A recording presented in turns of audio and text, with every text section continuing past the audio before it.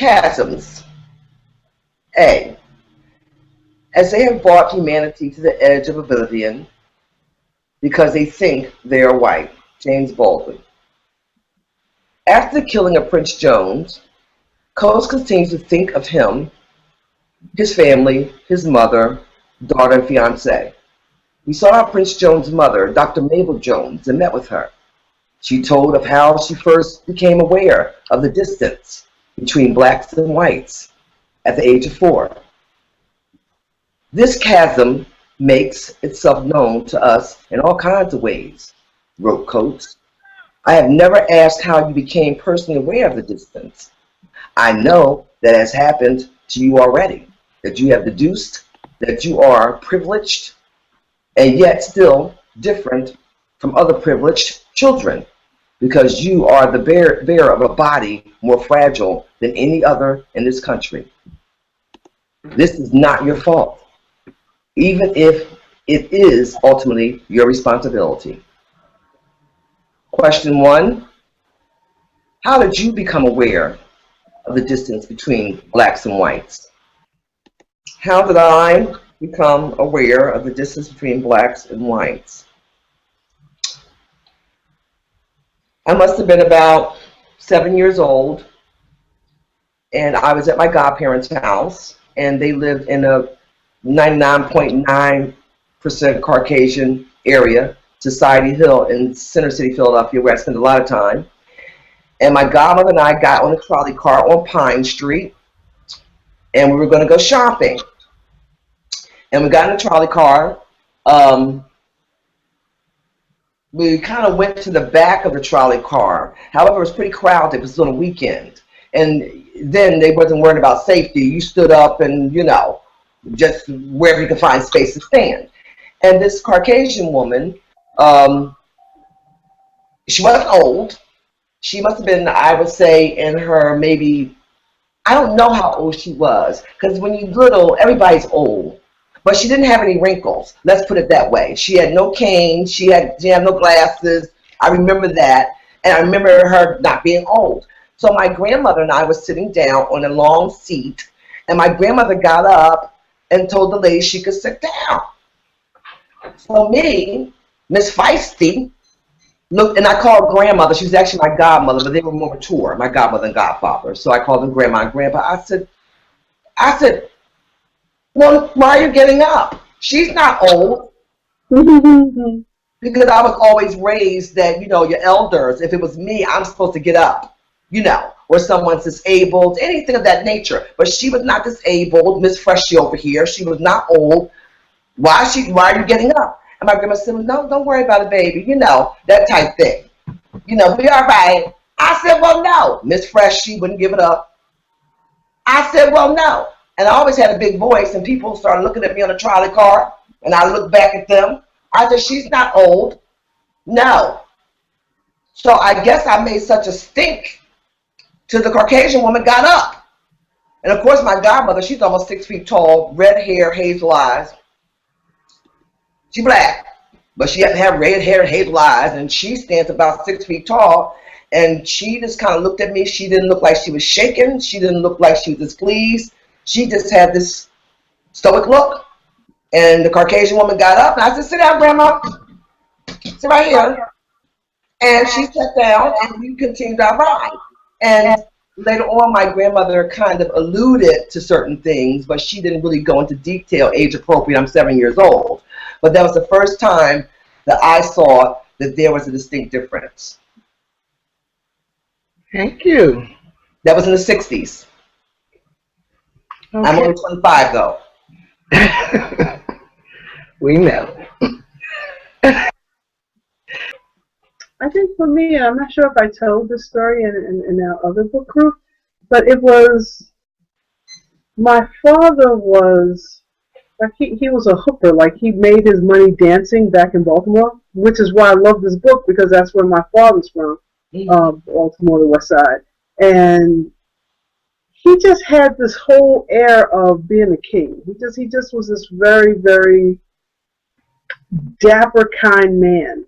And he was the type of guy who always had his razor with him. So he didn't take any crap from anybody ever. And I remember the police pulled up for some reason. And he went into this shuffle along routine that I was devastated for him watching him do it. And so he started saying, "Oh, yes, I'm Mr. Policeman. How y'all doing? How y'all doing? Anything you need, just let me know." And he was just like so not like himself. And then the second the police car pulled off, he was back to being the king. And he just said, "You know, I can't stand them." And then he just kept walking. But I was shaken by the fact that he would put on this routine and pull it out like it was a shirt. And so I was trying to understand what that was, but I knew not to ask him about it. You know, and so I just think that that's how you got along. Right. Wow. Thank you. I don't have any specific instances that separate me. I mean, that separate me from white people like that I can bring up like that. No, not any specific ones. Just a feeling. You know, something that you can't express when you're younger. But it kind of feel a distance. But are you aware around what age you were when you started to feel the distance? Maybe about 15 through high school. Okay. Well, thank you. I'm kind of like you, Dean. I'm not aware really of a specific instance, but I must have been about Venita's age, around 7 or 8.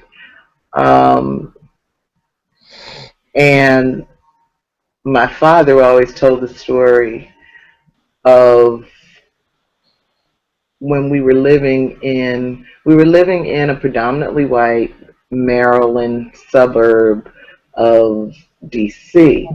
And he was working for OEO, the Office of Economic Opportunity for the federal government. He had a big job with them. And he took me to work with him one day, and I noticed how beat down the black people looked. And I asked him, "What's wrong with the black people?"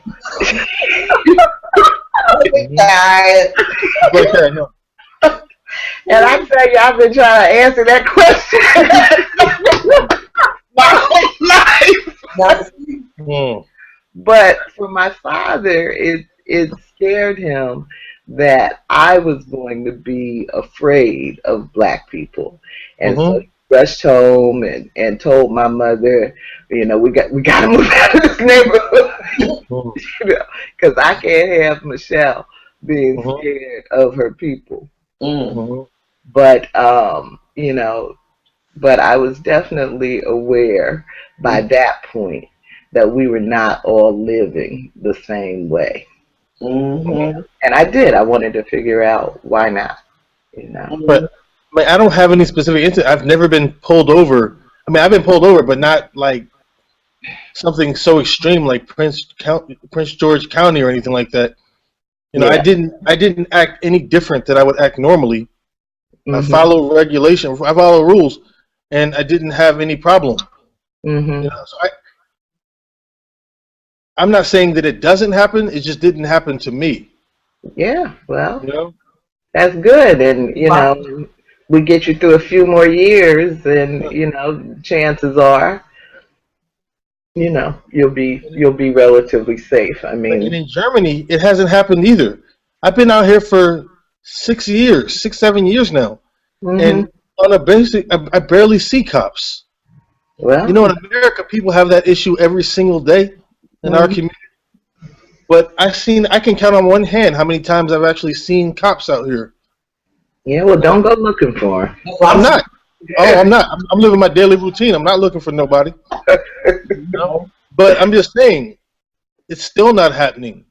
Yeah. Why is that, Dean? It's because it's a predominantly white area, so they don't think they need it. Is, but they're also dealing with the fact that they have a lot of people who are immigrating here because of war in Syria. Okay. But I mean, so there's people, there's other races, they have a different mentality. Mm-hmm. It's a whole mentality difference, huh?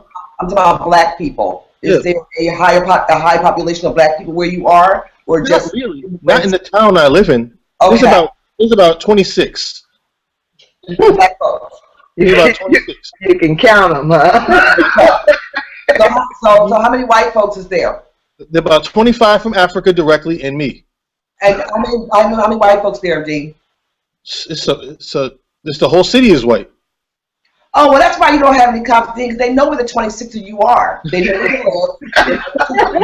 So they really don't need to police you. That's how it usually goes. Oh my goodness. Okay. But I don't feel like they're pressing down on me. They don't have to. They know the 26. They know where you at. Yeah. One of the things my French friend has told me. You know, he always talks about how they don't recognize race, you know, as a real thing in France, and it's really distasteful to even talk about it or suggest it. And so they would never overtly discriminate against you because of the color of your skin. But they have other ways of discriminating against people who don't, you know, fit the model of the ideal French citizen.